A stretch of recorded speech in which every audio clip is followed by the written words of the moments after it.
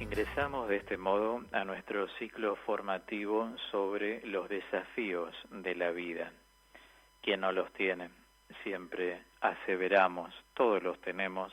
Por eso Jesús, para calmar el ansia que se transforma en ansiedad muchas veces, es que nos dice: ¿quieres ser mi discípulo? Nosotros respondemos: sí, Señor. Toma tu cruz de cada día. Luego, ven y sígueme. Toma tu cruz significa toma tu desafío de cada día. La cruz es un término que tiene distintas acepciones. Uno de ellos es el desafío, porque cada día es un desafío, ¿verdad?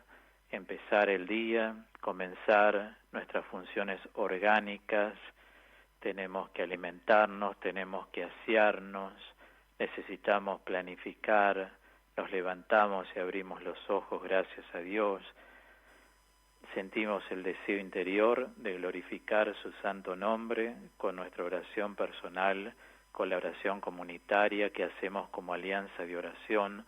Por ejemplo, ustedes y yo, todos los días a las 6 de la tarde comenzamos con las vísperas, participamos de la misa, rezamos el rosario, cada uno desde su lugar. La unión hace la fuerza, cuanto más en la vida espiritual.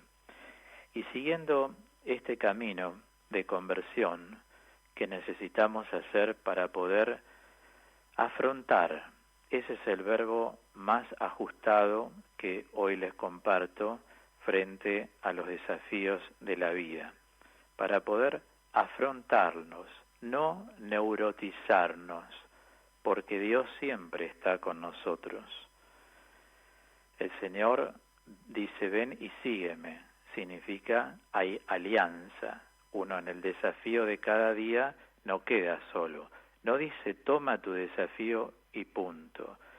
Toma tu desafío de cada día, luego ven y sígueme. Es decir, hay una alianza permanente. Y Dios es asombro, y como asombra continuamente a aquellos que somos buscadores de Él, es decir, los que tratamos cada día de seguir caminando. Si nos caemos, nos levantamos, si nos trastabillamos, volvemos a sentirnos bien, se hace un descanso y uno reposa.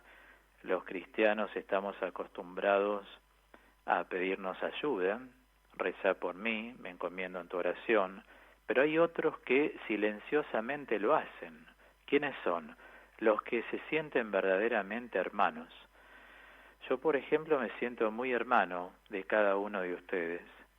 A veces lo comento por radio, hay hermanos que escuchan el programa, me escriben en la semana y tienen muchas dudas en la fe. Otros todavía la divinidad de Jesucristo no la han podido aceptar dentro de su corazón, pero me dicen: Claudio, te agradezco porque das cosas muy buenas en tu programa y me gusta mucho escucharte y me hace mucho bien. Fíjense cómo yo, aceptando que cada uno vaya por el camino donde está, no, mi deseo es que todos entren al camino porque es el deseo de Jesucristo, no porque sea el mío solo, ¿no? Yo, amén al deseo de Dios. Pero sé que soy un instrumento, en este caso, en el programa acompañándote, para acercar las almas a Dios. Y muchos me dicen: gracias por la obra de bien que hace en la radio. Mucha gente que todavía no está en el camino utiliza estos términos que son altamente valorados en mi persona, y por eso los respeto a los oyentes y los oyentes me respetan a mí. Es una cosa muy linda que se genera. Entonces siempre hablo a un amplio espectro de hermanos. Muchos de ustedes, como yo, estamos en el camino, pero quiero decir esto: yo rezo por ustedes diariamente, por cada uno de mis oyentes, por sus necesidades, por su salud. Cuando ustedes me comparten en la semana cosas por WhatsApp, yo las pongo en oración y los acompaño. Siempre se dará la voluntad de Dios, porque muchos de ustedes no tienen comunidad. Entonces sienten que contactándose conmigo, si me eligen es por algo. Yo, un granito de arena es mi oración, pero me tomo en serio el pedido. Yo leo y oro. Después Dios dará su respuesta al modo de Dios. Somos intercesores, pero las personas que me escriben, y algunos no tienen comunidad, reitero, saben que están en comunidad, porque ya al haber dos hay común unión, hay comunidad. Y en este camino entonces de cambios, básicamente cambios actitudinales, les decía, ¿todos podemos cambiar? Sí, siempre y cuando nos hagamos ese propósito. ¿El cambio se da de un día para otro? No, claro que no. El cambio se da en un proceso, y todo proceso está constituido por etapas. Nosotros vamos dando pasos, pero los pasos los damos cuando la mente le dicta al corazón que ese paso lo tiene que dar. De ahí más la necesidad imperiosa de formarnos. A través de la formación le vamos dando forma a nuestra vida. Entonces los elementos que el psiquismo recibe los va integrando y los va sentando. Y los asienta no solo cuando los capta intelectivamente, sino cuando el intelecto le da la posibilidad al corazón de plasmarlos en el interior.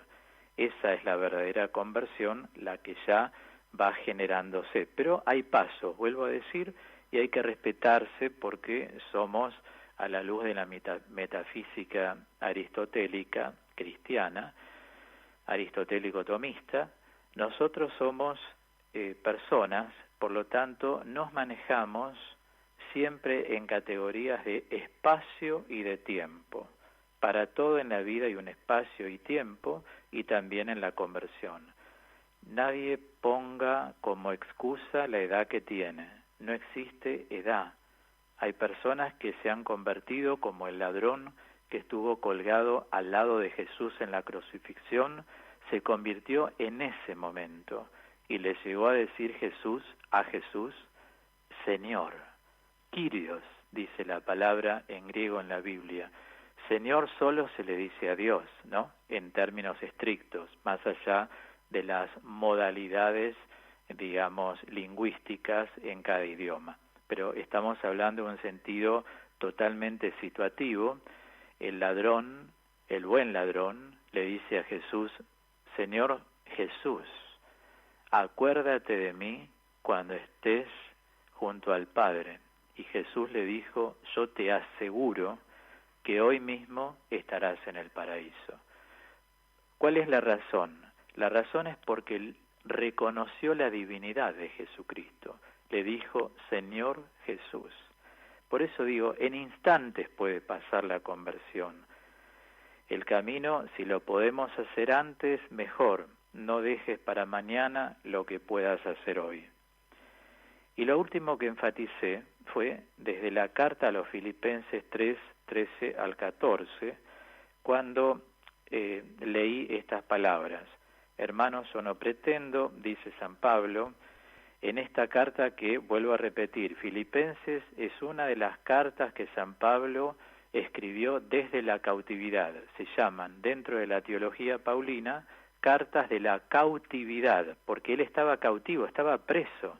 Las prisiones eran en pozos, quedaban unas rejitas para que entre algo de luz y aire. Entonces un discípulo se paraba afuera en la reja y tomaba nota de lo que San Pablo le decía desde abajo.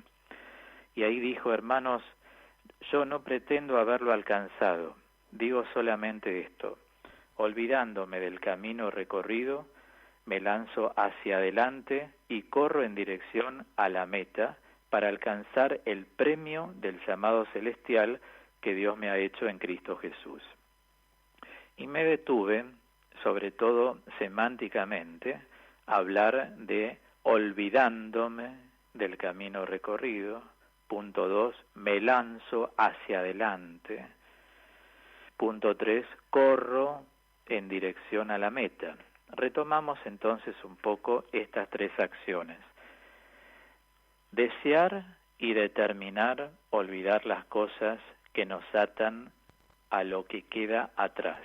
Es lo que llamo siempre cerrar capítulos de la vida. Hay que cerrarlos. Mientras no los cerremos, no vamos a poder hacer mucho.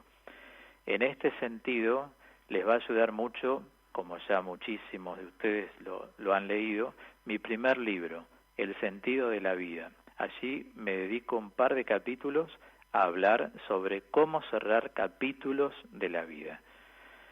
Porque ese peso psíquico detiene mucho el presente. Y eso es un riesgo porque si el presente nuestro está detenido, no vemos horizontes, no podemos ver el futuro. Y esforzarse entonces en procurar la meta. En términos psicológicos, tratemos de modificar la conducta. Como dije hace poco en el programa, la conducta tiene 3 fases: cognitiva, afectiva y conativa. La fase cognitiva es aquello que tiene que ver con lo que conocemos, qué es lo que tengo dentro de mi aparato psíquico, qué conozco, qué tengo en mi intelecto.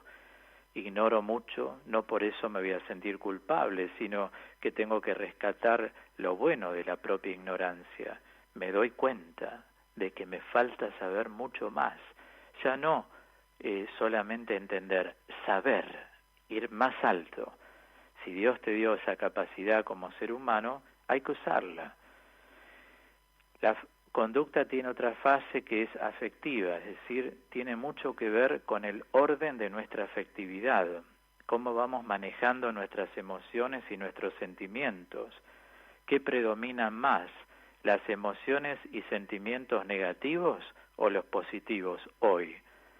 Si de repente analizo y digo, bueno, me parece que estoy tendiendo hacia lo negativo, tengo que empezar un proceso de positivización, positivizar todas las emociones y sentimientos. Esto es, tratar de no emocionarme negativamente de las cosas. Por ejemplo, sentir odio. Por ejemplo, enojarme fácilmente. Por ejemplo, ser un rencoroso. Por ejemplo, que las frustraciones vengan una y otra vez. Detener. El intelecto tiene poder para detener. Como decía Aristóteles, hay un agente interno en el intelecto que tiene un carácter disociativo. Él habla de la abstracción. Abstracción deriva del verbo latino abstraere. Abstraere significa separar. Entonces, separo los tantos. Lo mismo respecto de los sentimientos. Todo sentimiento en general se agrupan en amor y odio.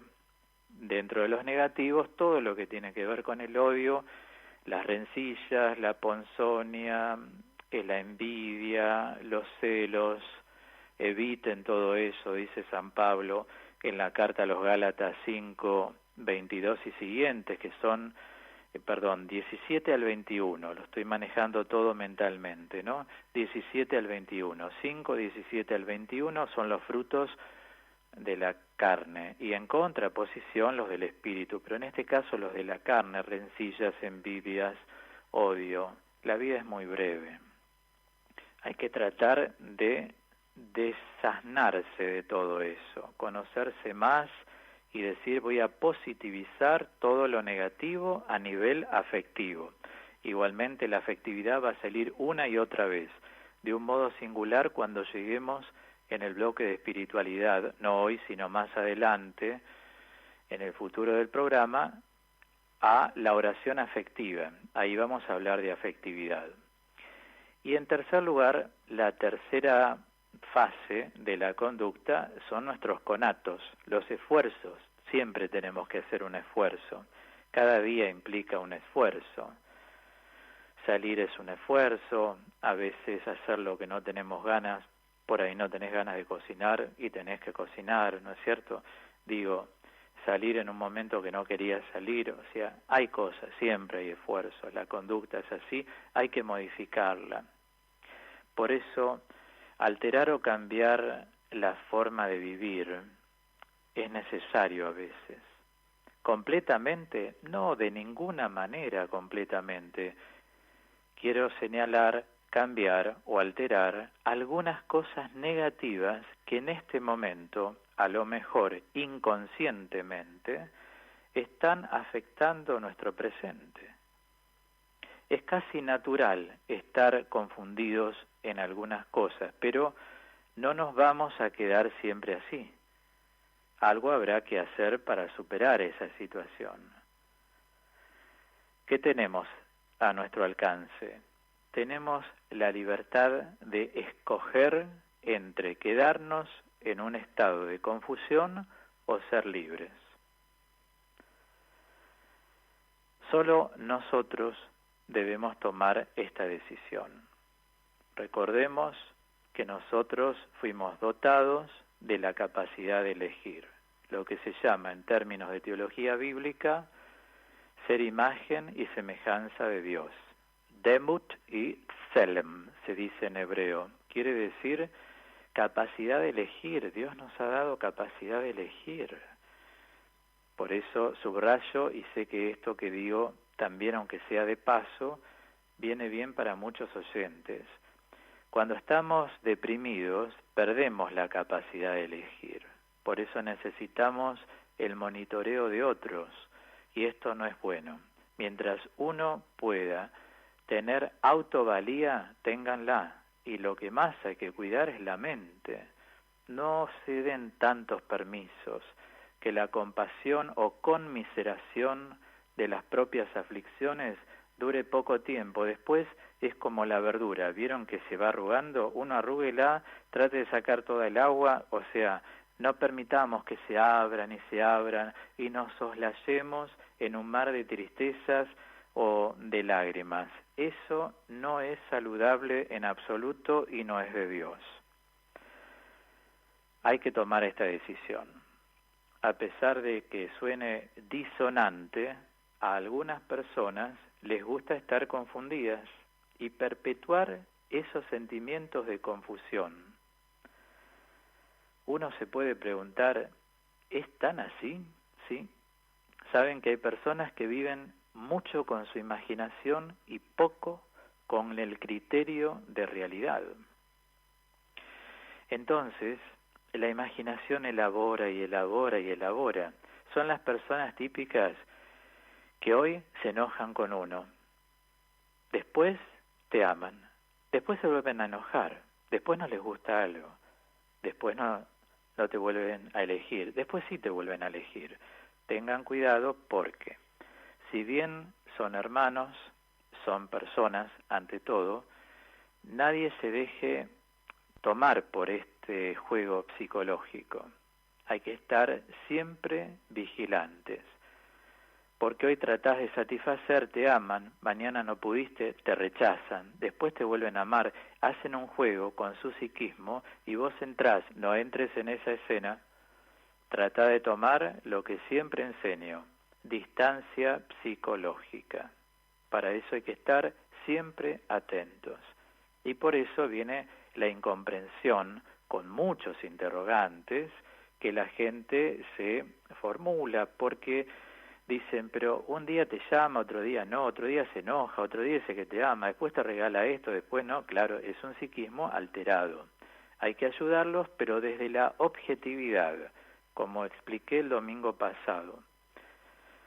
Desde la objetividad, no subjetivicen todo lo que le pasa a una persona porque nunca van a poder ser capaces de ayudar. Los otros muchas veces no se dan cuenta, les dan su atención en exceso, los complacen en exceso, y esta conmiseración les genera una atracción, porque de algún modo están cayendo en un juego inconsciente que están elaborando. Y saben que a veces pasa, yo en mi experiencia de atender tanta gente, lo he visto mucho con padres que caen en estas redes. Hay hijos que son muy manipuladores.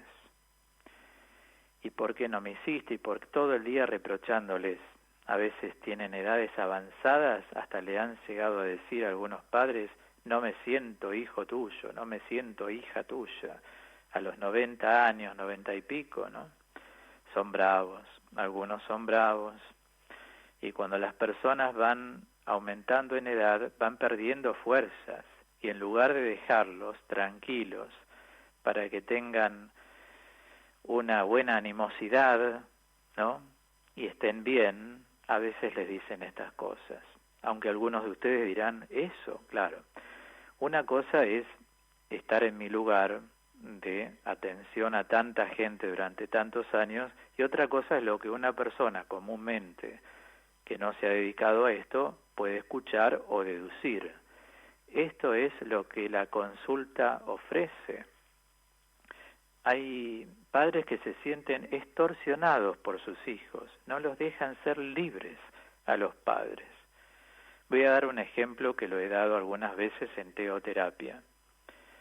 Una mamá, un papá o los dos quieren hacer un viaje.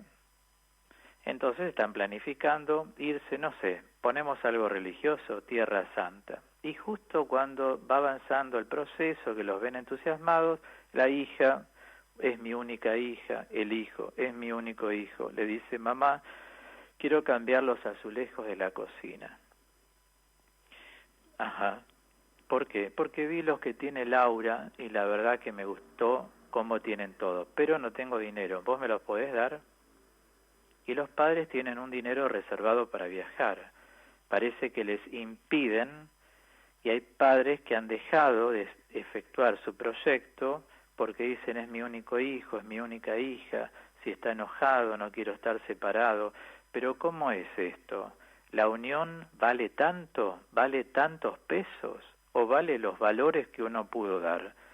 Sé que el desafío es bastante profundo, pero si hay algo que no hay que perder, insisto, es la autovalía. Mientras uno sea autoválido, mentalmente, aunque esté en sillón de ruedas, pero mentalmente válido, uno va a poder sentir la libertad interior. ¿Qué es lo que cautiva a una persona en el sentido de aprisionar, angustiar, oprimir, generar oprobio? Es haber perdido la libertad. Justamente es esa la clave.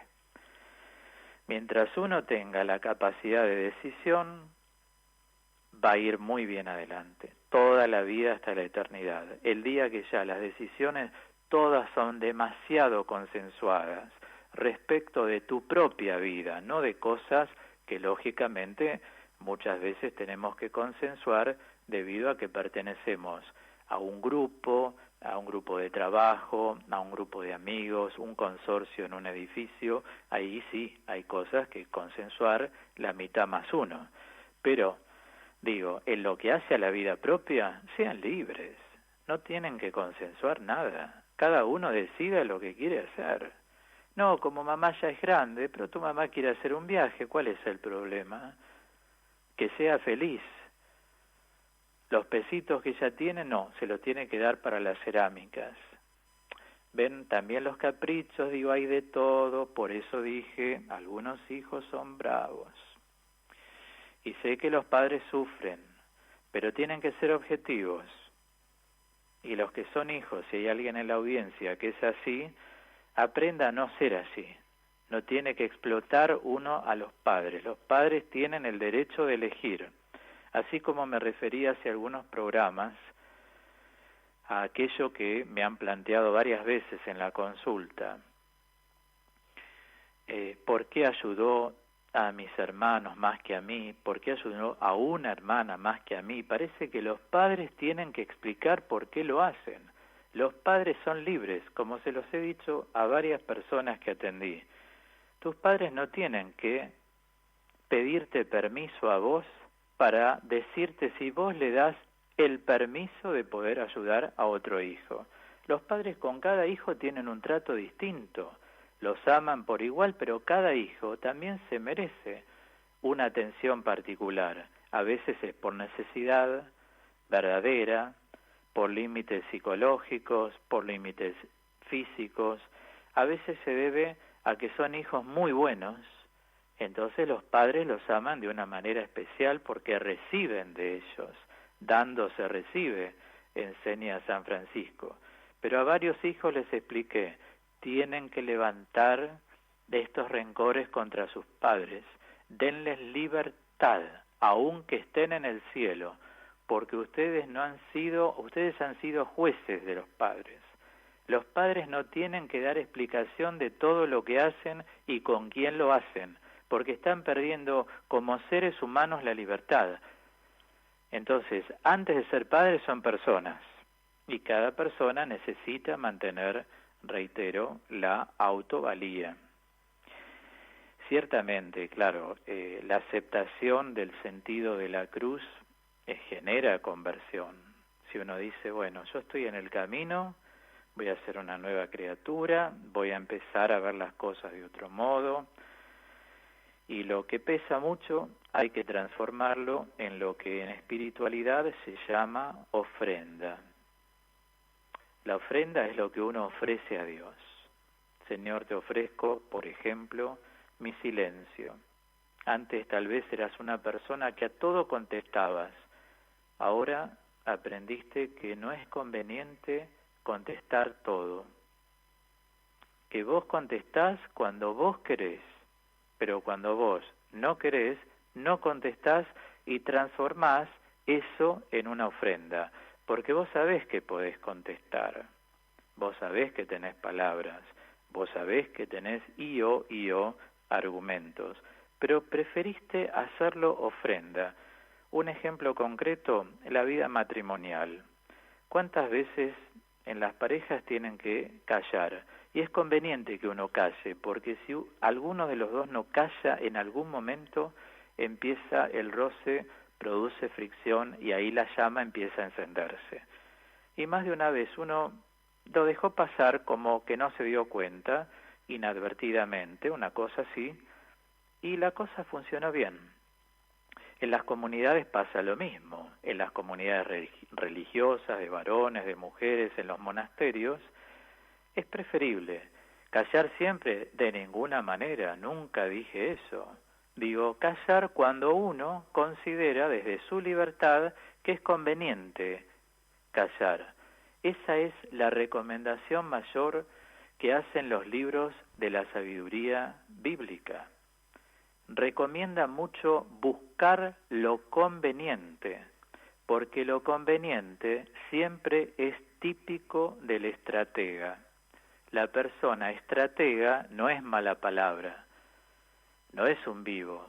Al contrario, el estratega es una persona muy inteligente, que sabe manejar las maniobras. Todo estratega maneja sus estrategias sobre maniobras, que lo hacen sin saber estas palabras. Yo hablo desde la formación, estoy hablando desde un lenguaje científico, lo estoy presentando objetivamente el tema, ¿no? Cada uno vaya llevándolo para donde cree conveniente.